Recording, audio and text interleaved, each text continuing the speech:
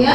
Beliau adalah backgroundnya adalah sebagai agen properti ya. Terus kenapa mau ngejalanin bisnis ini ya? Karena pasti ada hal-hal baru yang ditemukan sebelumnya gitu ya di dunia bisnis sebelumnya. Jadi tanpa berlama-lama lagi deh kita buktikan ya angka-angka tadi betul apa tidak didapatkan. Kita sambut Pak Hadi.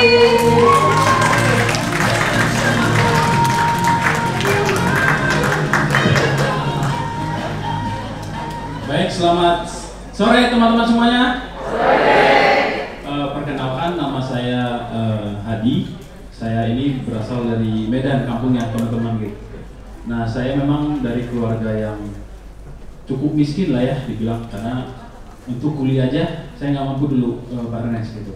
Jadi waktu itu begitu lulus SMA, saya memutuskan untuk merantau ke Jakarta karena nggak ada pilihan lain gitu. Karena saya lihat teman-teman saya di kampung itu 10 tahun, 20 tahun pun tetap gitu aja, tetap dia bertani, ya paling beternak, tapi hidupnya tetap susah teman-teman gitu. Akhirnya begitu lulus, saya memberanikan diri langsung merantau ke Jakarta gitu. Tapi karena di Jakarta juga kan kita terbatas, lingkungannya juga terbatas, kita mau kerja apapun butuh modal teman-teman gitu. Akhirnya waktu itu saya kuliah sambil kerja gitu. Karena dulu mindset kita kan pokoknya kalau kuliah gampang dapat kerja gitu. Ternyata pas kita udah kerja malah dikerjain gitu. Karena penghasilan kita kan pas-pasan teman-teman gitu. Kita udah kerja dari pagi sampai sore, Senin sampai Sabtu, ya hasilnya gitu-gitu aja gitu.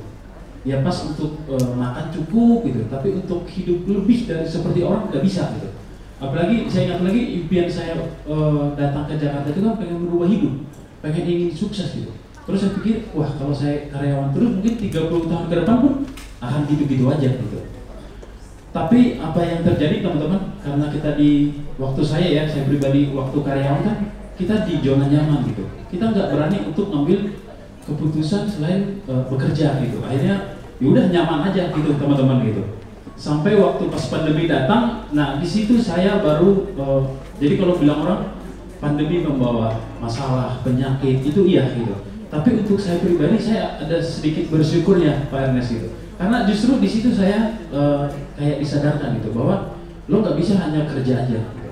Kita harus memikirkan bahwa hidup kita ini nggak hanya 2 tahun, 3 tahun gitu. Tapi banyak keluarga kita yang harus kita perjuangkan gitu. Nah itu yang membuat saya, oh ini momen yang tepat untuk saya memulai bisnis gitu. Akhirnya waktu itu karena kita dulu satu kerjaan sama Ko Yosef, saya ditawarin gitu. Nah dulu Ko Yosef kan dulu pernah ikut asuransi teman-teman itu. Saya nggak ambil peluang itu, dia sukses di situ, saya sedikit, waduh ada penyesalan gitu. Nah begitu ditawarin AFC, saya langsung join teman-teman gitu. Saya belum tahu cara ngejalaninnya gitu, karena saya orangnya juga bukan yang banyak teman, saya juga bisa dibilang pemalu lah ya, nggak jago ngomong juga, nggak bisa ngomong juga gitu.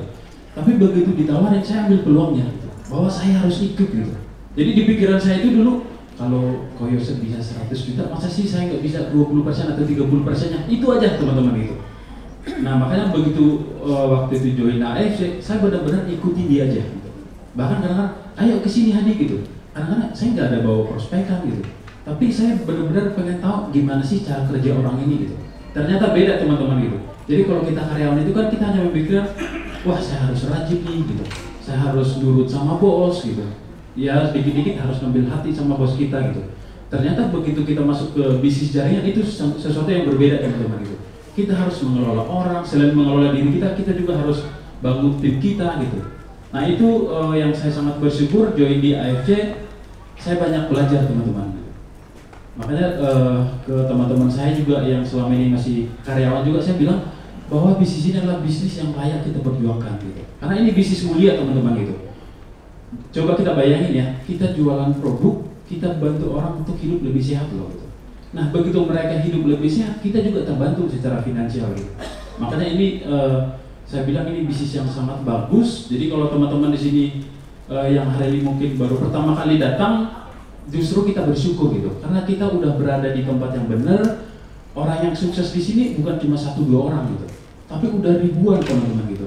Yang Busido aja yang udah dapat 1 bulan itu kan udah 11 orang gitu. Makanya impian saya nggak bisa hanya di periode pertama kemarin. Saya memang masih capai Ronin. Nah mudah-mudahan di periode ini teman-teman saya bisa capai samurai minimal gitu. Karena itu buat saya tantangan baru teman-teman. Jadi saya harus men-challenge diri saya nggak boleh di zona nyaman itu lagi gitu. Makanya tiap hari saya belajar, bahkan bukan hanya dari upline aja gitu, tapi dari tim saya juga saya banyak belajar gitu. Termasuk yang baru-baru ini kita tahu ya dari Bu Herti gitu. Kita bisa bayangkan seorang Bu Herti bisa sukses juga di bisnis ini gitu. Artinya apa? Bahwa ternyata background nggak ada urusan, nggak ada sesuatu yang kalau kita kuliah dulu, kalau kita pintar baru kaya atau baru sukses, enggak gitu. Tapi kalau kita niat, kita mau berjuang, itu kita pasti bisa teman-teman gitu. Dan yang paling terakhir ya, bahwa bisnis ini adalah bisnis yang sangat fair teman-teman gitu. Kenapa saya bilang? Karena bisnis ini nggak ada hubungannya dengan masa lalu kita gitu. Jadi mau kita perempuan, mau kita laki-laki, umur kita berapapun kita bisa gitu. Termasuk kayak saya sendiri nih, saya kan baru join AFC itu kurang lebih 15 bulan teman-teman gitu. Nah dari karyawan kita yang hanya digaji ya berapa juta lah gitu. Nah begitu join AFC saya mengalami pertumbuhan yang sangat luar biasa gitu. Karena di AFC ini 1,5 tahun saya join, itu kalau saya hitung konnichiwa-nya kurang lebih sekitar 650 juta teman-teman gitu. Dan itu merupakan apa ya? Makanya saya bilang saya perlu berproses dan bertumbuh gitu. Jadi bukan seberapa besar kita bertumbuh gitu, tapi yang penting bertumbuh aja tiap hari gitu. Dan termasuk di tim saya, kenapa saya bilang ini bisnis yang layak kita perjuangkan dan beda ya kalau dibilang orang kan, oh iya kalau bisnis MLM itu hanya menguntungkan yang di atas gitu. Ternyata enggak teman-teman, di AFC ini beda gitu. Jadi termasuk di tim saya itu kurang lebih saya kan hanya sponsor 63 orang teman-teman. Jadi bisa kita bayangkan ya, kalau kita bagi 1,5 tahun aja, berarti saya hanya sponsornya 5 orang teman-teman gitu. Makanya saya bilang ke tim saya semua, ke bapak ibu semua ini, masa sih kita nggak bisa ngejak 5 orang aja 1 bulan gitu. Dan dahsyatnya di bisnis jaringan dari 5 orang, sekarang total di tim saya itu kurang lebih sekitar 10.000 orang teman-teman gitu. Dan mudah-mudahan ya teman-teman, ya kita semakin belajar terus, bertumbuh terus supaya kita bisa seperti Kobudi Darwin, supaya kita juga nggak hanya bisa untuk sukses untuk diri sendiri, tapi kita bisa untuk menjadi saluran berkat. Itu sih tujuan saya teman-teman gitu. Dan yang terakhir, ini juga nggak benar ya teman-teman, hanya menguntungkan yang di atas, bahwa MLM itu hanya yang di atas saja yang dapat duit, enggak teman-teman gitu. Ini di All Star sendiri, saya punya member di kedalaman kedua ya, Kak Nesta, itu justru bonusnya lebih gede dari saya teman-teman gitu. Jadi bohong kata orang, hanya menguntungkan yang di atas saja, enggak gitu. Jadi di bisnis ini siapa yang kerja paling banyak, siapa yang usahanya paling besar, yang paling konsisten, itu yang paling penting teman, pasti dia akan mendapatkan lebih banyak gitu. Nah tanpa